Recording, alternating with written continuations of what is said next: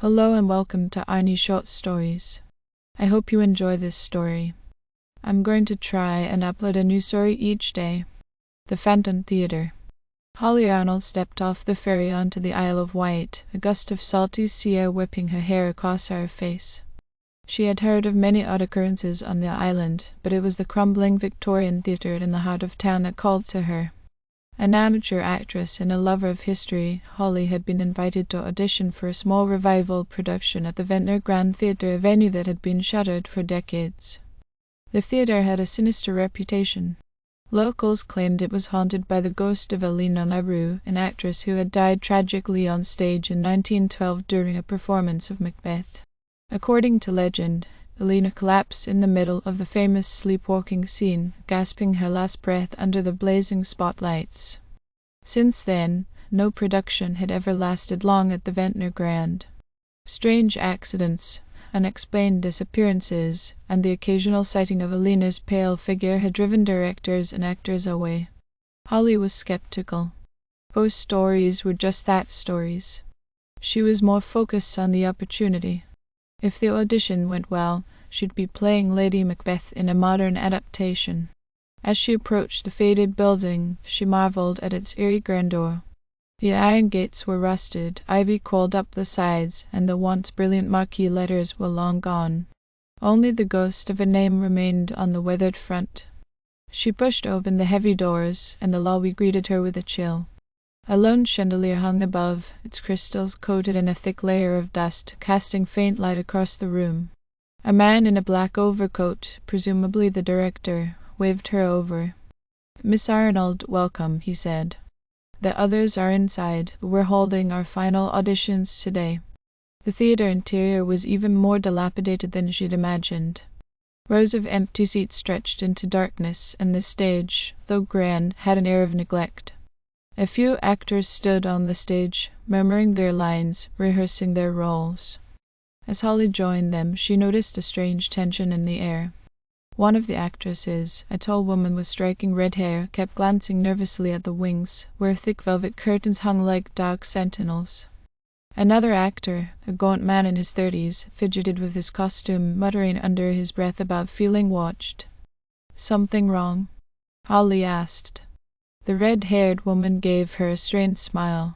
"You haven't heard, have you, about Elena?" Holly laughed softly. "The ghost, right? Classic story. There's always one in a place like this." The woman's smile faded.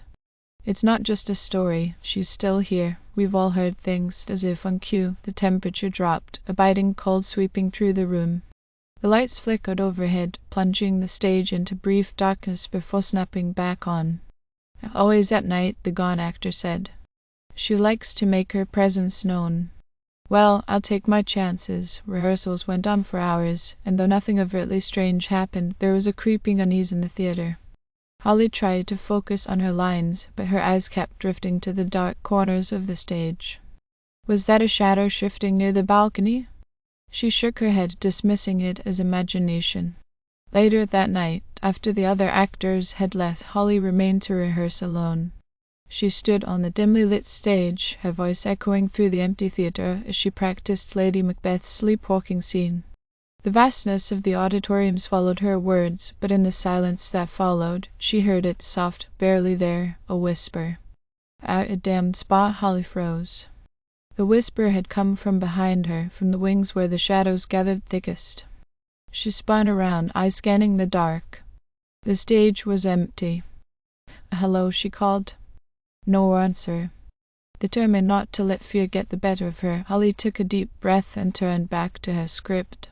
But then the whisper came again, this time louder. "Out damned a spot."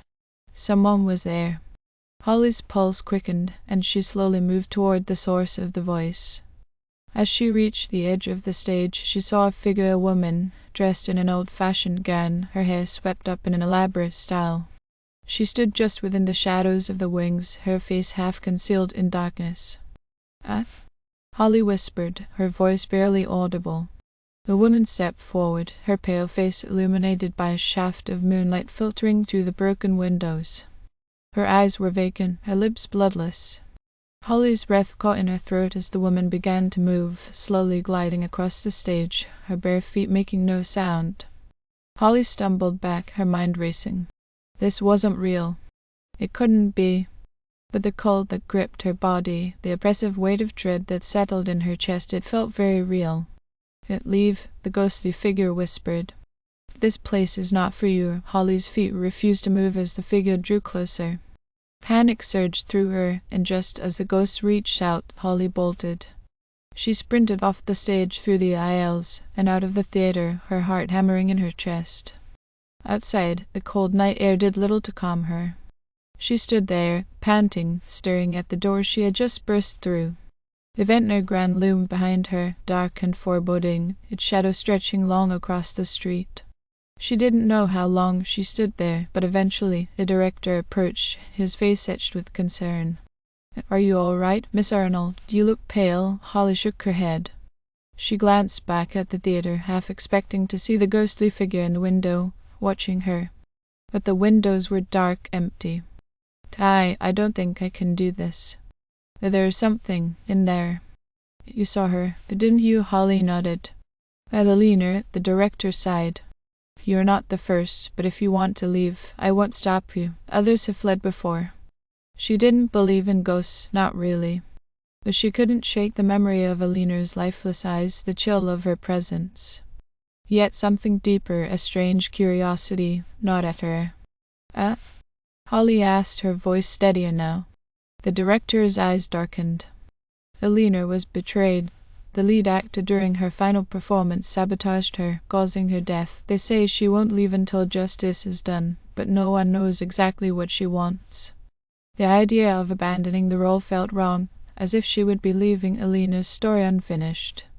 She had come here to act, but perhaps there was more to this performance than she had realized. "I'll stay," Holly said, her voice firm. "I need to see this through." "A brave choice, Miss Arnold. Let's hope Alina agrees." As Holly turned back to the theater, she felt the weight of history pressing down on her. That night, as she crossed the threshold into the shadowy theater once more, Holly couldn't help but feel that the final act had yet to be written, and she would play a leading role in it, whether she wanted to or not. As the days of rehearsal dragged on, the tension in the Ventnor Grand grew unbearable. Every actor felt it. The air grew colder, and the whispers, faint at first, grew louder, more insistent. It wasn't just Holly hearing them now. The other actors began to complain of strange things happening backstage. Props moved on their own, costumes went missing, and the lights flickered unpredictably. Yet Holly remained determined, even as sleep began to evade her. Every night she dreamed of Alina LaRue, watching her from the wings, mouthing lines from Macbeth with lips that no longer held life. The ghost's hollow eyes seemed to plead with her in those dreams, as if urging Holly to uncover the truth about her tragic death. One late evening, long after the others had left, Holly found herself drawn back to the stage. She could feel Alina's presence now, always lurking, always watching. But instead of fear, Holly felt something else, pity. Alina had died without justice, her legacy twisted into a ghost story, her talent forgotten. What if this wasn't just a haunting? What if Alina was waiting for someone to help her? Armed with this thought, Holly decided to dig deeper into the theater's past. She spent her mornings scouring the local archives, piecing together fragments of Alina's life. Her research led her to old newspapers, long-forgotten memoirs, and cryptic notes from actors who had known her. What she discovered painted a different picture than the tragic tale the island had told for decades. Alina LaRue had been at the height of her career when she died, poised to become one of the greatest actresses of her time. But beneath the surface of her success, rumors had swirled. Her co-star, Reginald Hawthorne, was a notoriously jealous man, known for sabotaging those who outshone him. And it was during Macbeth that tensions between them had reached a boiling point. On the night of her death, witnesses claimed that Reginald had tampered with the set. Alina's fatal collapse on stage was not due to illness, as the official story suggested, but the result of a cruel act. A trapdoor, rigged to fail, had dropped Alina hard onto the stage floor, causing a fatal injury. Reginald had escaped justice, his crime buried in the theater's history. The pieces began to click together in Holly's mind. Alina wasn't haunting the theater out of malice. She was trapped, waiting for someone to reveal the truth of her murder. The next evening, Holly arrived early to rehearsals, clutching the articles and evidence she had uncovered. She had planned to share her findings with the director and the cast, but as she entered the dim theater, she froze. Alina's ghost stood center stage, her ethereal form flickering like a fading projection. Holly's breath hitched. Alina, the ghost turned toward her, eyes still void of life but her expression. There was no menace in her face, only sorrow, and something else, hope. "I know what happened to you," Holly said softly, stepping forward. "Reginald Hawthorne, he killed you for a moment." The ghost's form shimmered, her eyes narrowing as if reliving the betrayal. Holly held up the old newspaper clippings. "I found the proof. I'll make sure everyone knows they won't forget you, Alina," as the last word left Holly's lips. The lights flickered violently and a deafening crash echoed from above. Holly looked up just in time to see the chandelier swinging wildly, its old chains creaking as if about to give way. And then she saw him, a shadowy figure standing in the balcony above. Tall, with a sinister silhouette, Reginald Hawthorne's ghost loomed, his face twisted in anger. Holly's blood ran cold. He had remained in the theater, too, but not as a victim. He was the predator, tethered to the scene of his crime, unwilling to relinquish his dark legacy. Alina's ghostly form seemed to recoil as Reginald's figure began to descend the stairs, his eyes locked on Holly. His presence was a suffocating force, pressing down on her chest, making it hard to breathe. Holly stumbled back, her heart hammering as she realized she was no longer just dealing with a victim, but with the vengeful spirit of a murderer. The air crackled with energy as Reginald approached, his hand outstretched as if reaching for Holly's throat. She backed away, her mind racing, the theater around her warping as if reality itself was bending under the weight of these two opposing forces. Alina's ghost, however, stepped between Holly and Reginald. The stage floor seemed to groan beneath her feet as she raised her hand, as if reclaiming her place on the stage, no longer a victim but an avenger. The air buzzed with electricity as Alina and Reginald locked eyes, their spirits frozen in a battle that had been brewing for over a century. Holly, shaking with fear, looked around desperately. She had to do something, anything, to break this standoff. And then she remembered the script. In a rush, she grabbed the Macbeth script from the table nearby, frantically flipping to the sleepwalking scene. Her voice quivered at first, but then, in a strong, clear tone, she began to recite Lady Macbeth's lines, the very lines Alina had been performing when she died. "Out, damned spot, out, I say." As Holly's voice filled the theater, something shifted. Alina's ghost turned toward her, her eyes softening as if hearing the words she had never finished. Reginald snarled, his form flickering, destabilizing.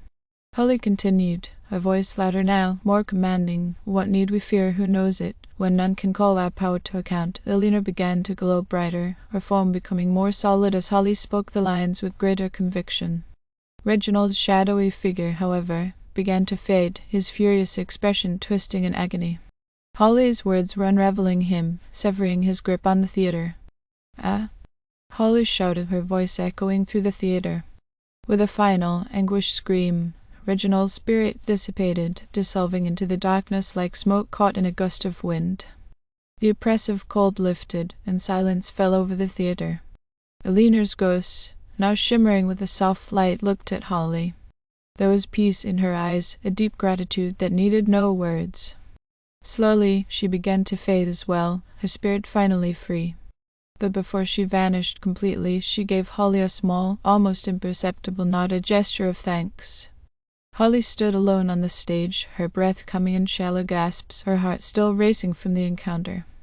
But there was no longer a feeling of dread in the air. The Ventnor Grand Theatre, once haunted by tragedy, now felt lighter. The weight of the past had lifted. As Holly looked out at the empty seats, she knew that Alina's story had finally reached its conclusion. Justice, though delayed, had been served. And Holly, standing on that ancient stage, knew she had played her part in the final act of the Phantom Theatre. Thank you for listening. I hope you enjoyed this story. Please don't forget to like, and even better, like and subscribe. Thank you very much, and I hope you have had or have a great day.